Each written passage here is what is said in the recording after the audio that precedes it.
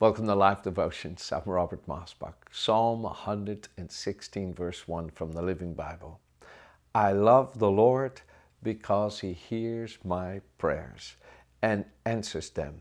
Because He bends down and listens, I will pray as long as I breathe.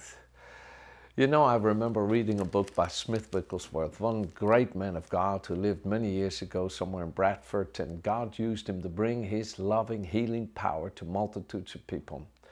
And I remember reading in one of his books how a friend came to visit him, and he went to the park for a walk to talk.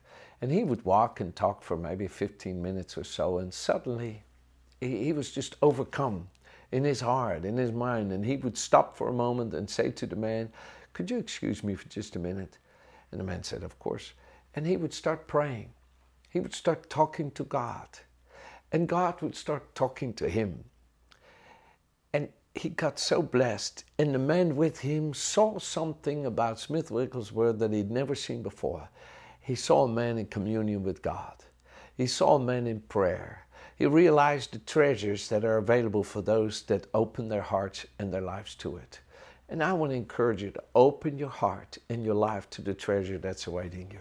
The greatest treasure that any of us can have is a personal relationship with God, to talk with Him and to have Him talk with us. It's not just a one-way line. It's a communion line. God also talks to you.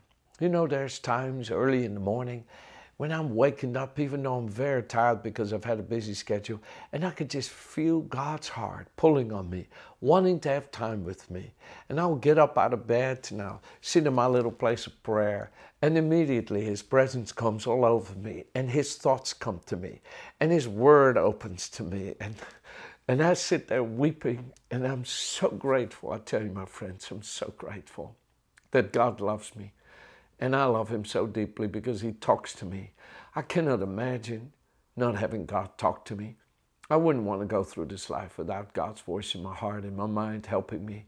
You know, there was a time in my life when God had spoken to me and I just wouldn't do what He said. I wouldn't do it. Well, He guided me to leave my country, Holland, to leave my family, to leave everything behind and to trust Him and to follow Him and to come and live in Britain. And it just didn't make sense to me, and I just couldn't receive it. And I fought against it. And for 3 months, I didn't hear God talk to me. For 3 months, I didn't hear Him speak to me. And it wasn't because of lack of praying. Oh, one morning, my wife came into the living room, and I'd been there for 3 hours praying and crying. I was in such a dire situation. My wife looked at me, and Virginia said to me, "Honey, it's not working, is it?" I said, "No, He just won't talk to me. He won't talk to me." She said, "Then just commit it all into His hands and just do what He says." I said, I know. What else can I do?" And I went on my knees again and I said, "Father, I give You my mother. I give You my father, my brother, my sister. I give You my country. I give You everything. But Lord, just talk to me." And God's Spirit came all over me. And God spoke to me.